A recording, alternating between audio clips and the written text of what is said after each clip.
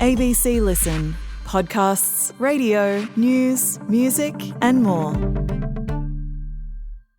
Have you ever thought about the future? Not tomorrow or next year, but what life might look 60 years from now. It's actually really hard, and we know that because 60 years ago, we asked people to try. You all commute daily and hourly so fast through space in your private flying saucers. Global peace and international harmony will be completely attained by the year 2000. So will our predictions be just as wrong? I'm Matt Bevan, and from If You're Listening, this is Black Swans, a special series about why it's so hard to predict the future. It's available now on ABC Listen.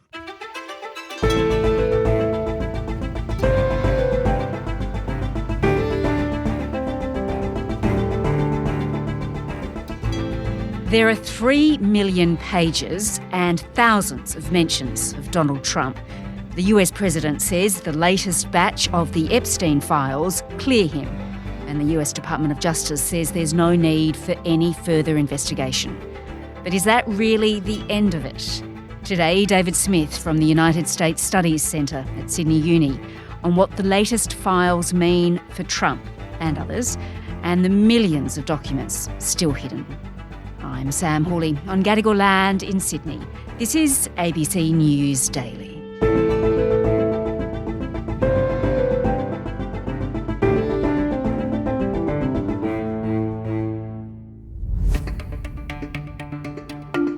Three million pages, 180,000 images, 2,000 videos made public, further exposing Jeffrey Epstein's web of crime and influence. Today's release marks the end of a very comprehensive document identification and review process to ensure transparency to the American people. In one email, Elon Musk asks when will be the wildest party on your island. The files include an email from Epstein offering the king's younger brother an introduction to a 26-year-old, clever, beautiful Russian. In another, Andrew invites Epstein to visit Buckingham Palace. In a drafted note, Epstein alleges Bill Gates caught a sexually transmitted disease from having extramarital sex with Russian girls. A spokesperson for the billionaire called the claims absurd and completely false. David, 3 million pages of Epstein-related records. That is a lot to work through. Now, we know there are emails, but what other documents are involved in this huge amount of material? So there are also a lot of photographs, 180,000 of them, and there are also videos. A lot of the documents that are available are news articles or things that were already publicly available. There is also some information about previous investigations that have taken place by the FBI. But the Deputy Attorney General, Todd Blanche, who released the documents, has stressed that there is nothing in here that provides enough evidence to directly prosecute anybody else. The victims want to be made whole, and so we want that. The Attorney General wants that more than anything, but that doesn't mean we can just create evidence or that we can just kind of come up with a case that isn't there. So the Department of Justice has said it will not be opening up any new investigation because of these documents. Now, is this everything though, just before we move on, or is there still documents that haven't been released publicly? Well, the Department of Justice had initially said that there were 6 million documents pertaining to law enforcement efforts. And now 3.5 million documents have been released. So there are still 2.5 million documents outstanding. Yeah. And Democrats in Congress in particular have really wanted to know why those documents haven't been released. What's in them? And has every document that mentions the word Trump been released? Yes or no? Now, the Department of Justice has said that it won't release material that depicts abuse. It won't release material that endangers the victims.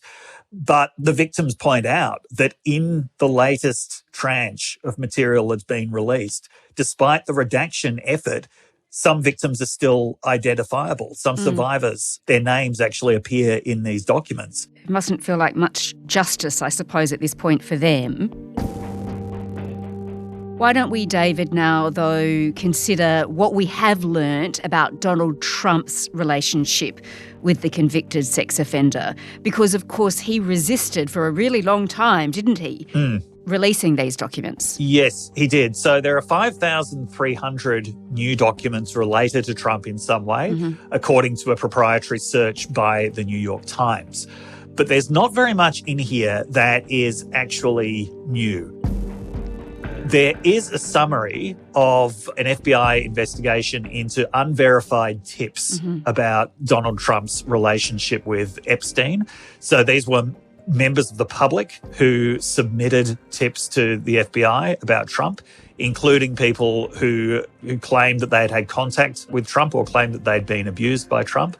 But the FBI has stressed that these are unverified, that these are uncollaborated. And certainly Todd Blanche has really stressed that there is nothing in there that incriminates Donald Trump.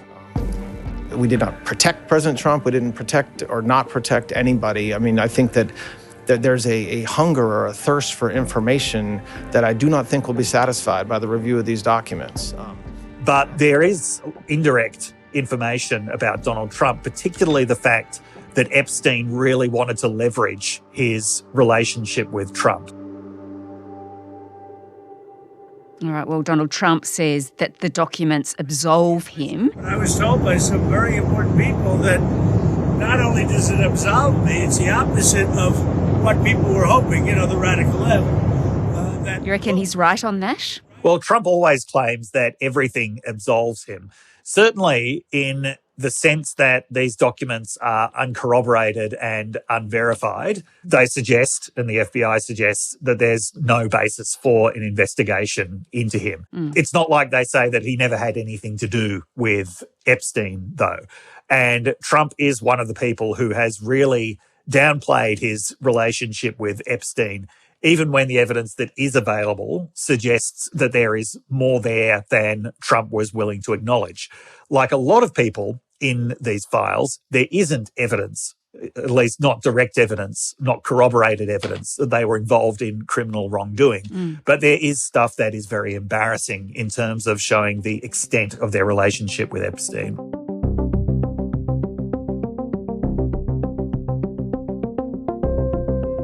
All right, well, let's then look beyond Donald Trump, because many other well-known men are named as well. But as you say, just because they're named doesn't mean they're guilty of any wrongdoing. No, that's right. And one of the big names that has come out of this is Elon Musk. So Elon Musk is another person who claimed that he actually refused contact with Epstein, that he was invited to Epstein's island but refused to go. The emails that have been released tell a different story. They do seem to suggest that Musk wanted to go to the island, even to the extent of asking what dates would be the best dates for the wildest parties at the island. But at the same time, there's no evidence in there that he ever actually went to the island. And this is very typical of the kind of relationships that we see. Epstein was very interested in cultivating these relationships with very rich and powerful people. So this included Elon Musk, it included Bill Gates, it included Peter Thiel. It's very awkward because of the fact that Epstein was convicted of a very serious offence in 2008 related to soliciting sex with a minor. And a lot of these emails come from this period early in the 2010s or in the mid-2010s when these people don't seem to care about that. Now, that's not the story that they've been telling. The story that they've been telling is that after it became clear what Epstein had done, they refused to have anything to do with him.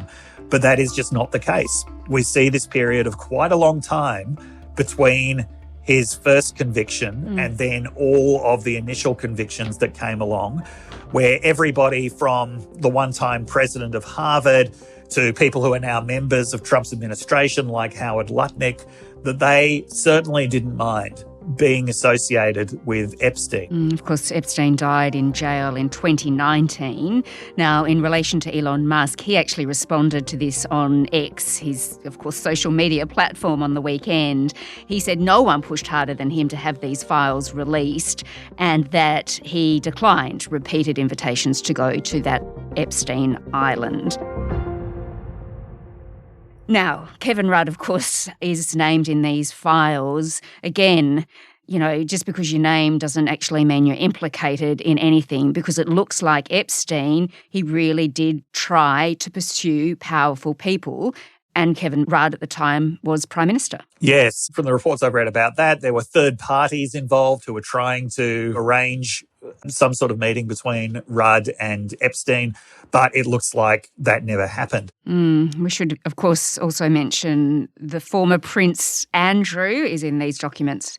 In one image, he's on all fours leaning over a woman whose identity is redacted. Again, he's always denied any wrongdoing. Yeah, and he is one of the people who has really taken the hardest fall. It is remarkable not just how much Epstein was pursuing famous, rich and powerful people, but just how successful he was. And when the first group of files was released last year, one of the really striking things about it was just how many famous, rich and powerful men were going to Epstein for advice about everything from relationships to oil prices. It was just amazing how much of a confidant he was to all of these famous people.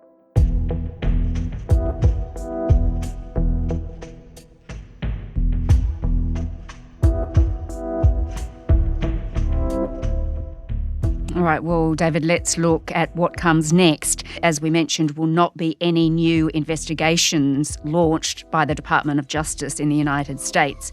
But Keir Starmer, the British Prime Minister, he has urged Andrew to testify before a congressional committee. That kind of seems unlikely that would happen, though, at this point. It does seem unlikely that it would happen. I don't think that Andrew would agree to that, even with the pressure coming from the British Prime Minister. Certainly, more people want more files released because it was a major part of Trump's election campaign that the Epstein files would be released. Not just part of his election campaign, though, part of his whole political movement for many years now has been about suggesting that there is this massive conspiracy, mainly involving Democratic Party political figures, and that Epstein is a key part of this conspiracy. And so this is why Trump's own supporters are often at the forefront of the push for the release of more documents, even though that increasingly implicates Trump himself.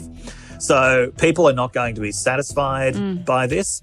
There are both Republicans and Democrats in Congress who are demanding to see the unredacted files. So the Justice Department has said that it will give members of Congress access to unredacted files. But with so many of those files out there, it's really unclear how useful those are going to be. It's pretty incredible, isn't it, that there's only one person in jail in relation to Epstein's crimes, and that's a woman, Ghislaine Maxwell. As we said, the victims of Epstein's, it mustn't feel like much justice for them at this point. No, it really doesn't. And I mean, at the moment, we have no way of knowing whether there's anything in the unredacted files or in the remaining files that haven't been released that would provide evidence for an investigation or conviction of anybody else. You can understand why the victims are so distrustful at this point because of the way that this process has gone, because of all the stalling and the initial refusals, and the way that at every point the Department of Justice's main priority seems to have been protecting the reputation of Donald Trump. That's not to say that they're withholding evidence about Trump, but with every single release of these files, there has been publicity, there has been spin from the Department of Justice about the ways that this doesn't implicate Trump.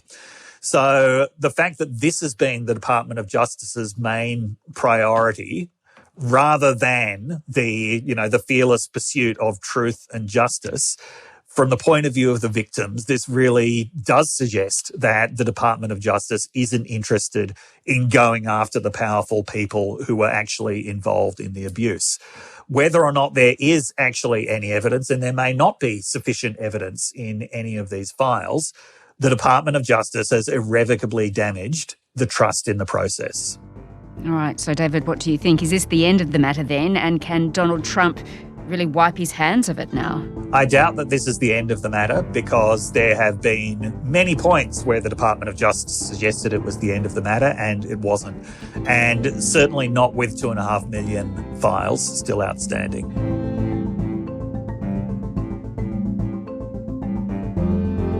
David Smith is an associate professor at the United States Studies Centre at the University of Sydney. This episode was produced by Sydney Peed and Cinnamon Nippard. Audio production by Sam Dunn. Our supervising producer is David Cody. I'm Sam Hawley. Thanks for listening.